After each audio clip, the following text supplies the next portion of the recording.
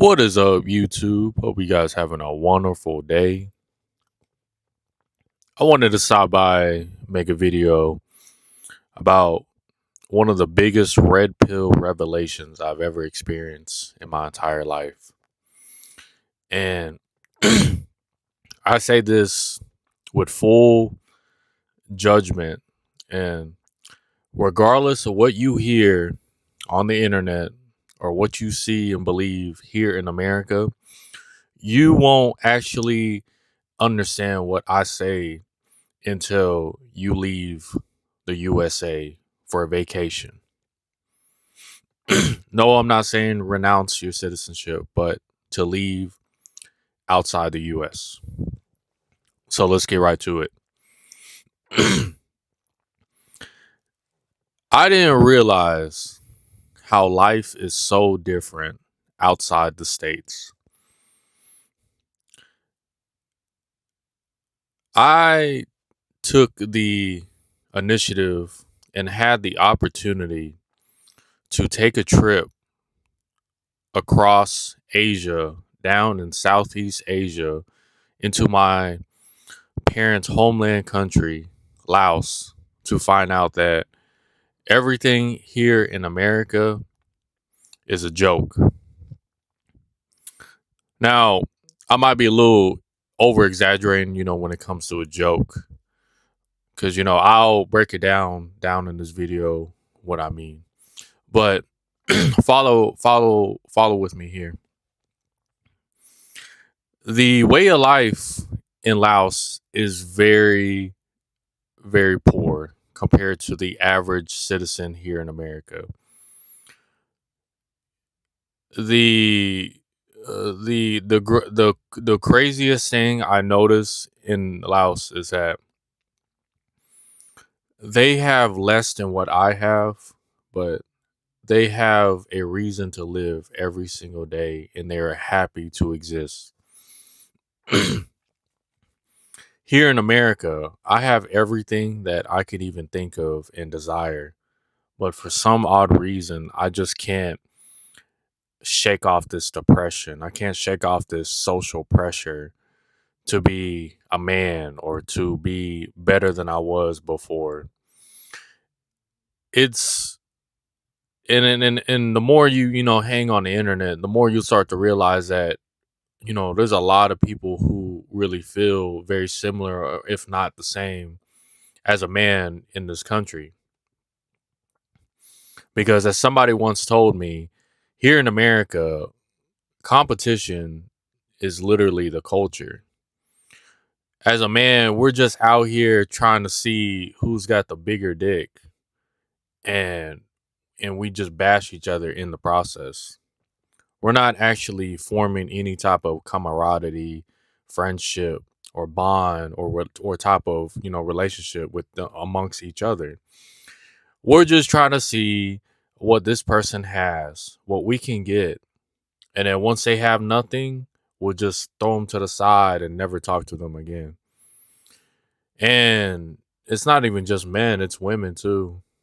Women do the same things to each other, and we're just like in this like competition that literally does nothing except leave us dry and empty at the finish line. If you believe there's a finish line. In Laos, most people don't even have a car. They can't even afford a car, but they can afford something that we could even never have.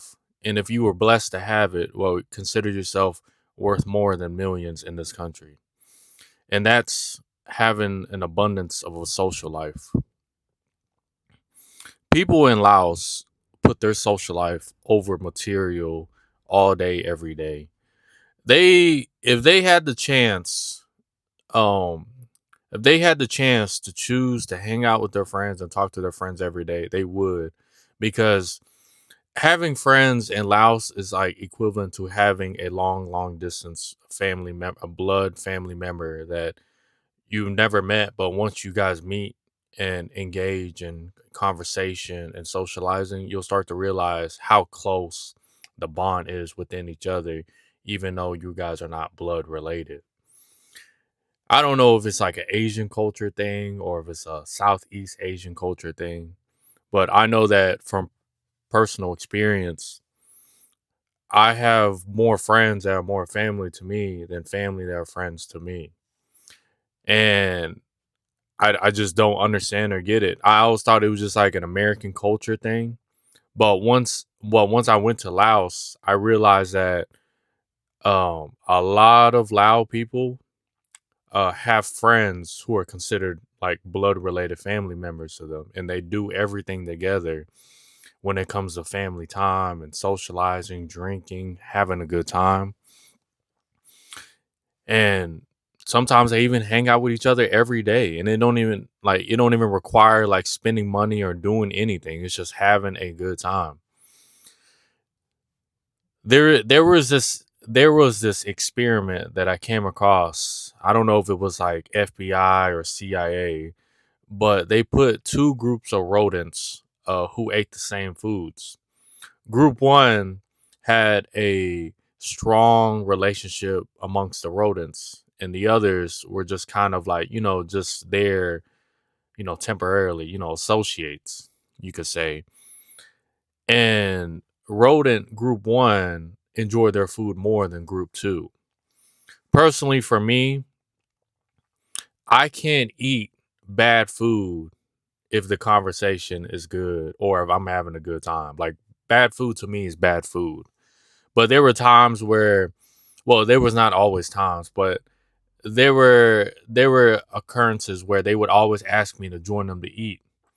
And I would always notice that, like, it's always leftovers from the day before from cooking. And with me being the first world child or the first world person, I just can't eat leftovers unless, like, I'm waiting on the next paycheck or I'm just trying to save money this week. With them, it's like they don't care because they're just blessed to eat good food or even have food in their stomach. And then on top of that, they're always inviting, others to come and join them and eat.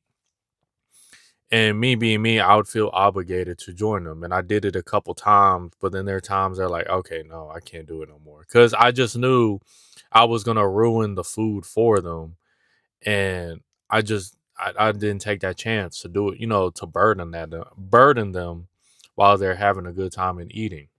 So I just took it as a mental note, like, hey, I thought this was like a loud thing, but no, I think this is like a cult. This is within the culture that values having a social life. It kind of reflects to what I've heard a while back. Money can buy you things, but it can't buy you everything. Money can buy you a place to sleep, but it cannot buy you a home. Money can buy you friendship, but it cannot buy you companionship. You get my drift. life Life in Laos is very simple, but here in America, they overcomplicate it to bombard your mind to do things that really don't require psychologically and biologically what you need in this life.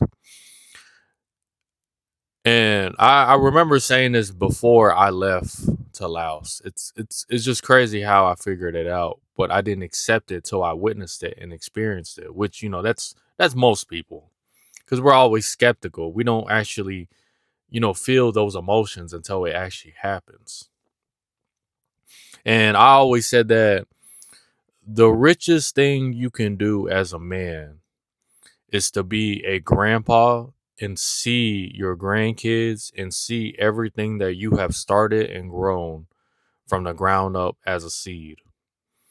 And if you're able to live long enough to see everything prosper and grow, you've already won in life. It doesn't matter how many millions you made, it don't matter how many real estate properties you own, don't matter how many cars, it does not matter. Excuse me. What it matters is that you planted a seed and it grew into abundance. And now you are reaping the rewards and witnessing it before you leave this earth. Just know that this is just part one of my loud video. Hope you guys have a wonderful day. I'll see you guys later.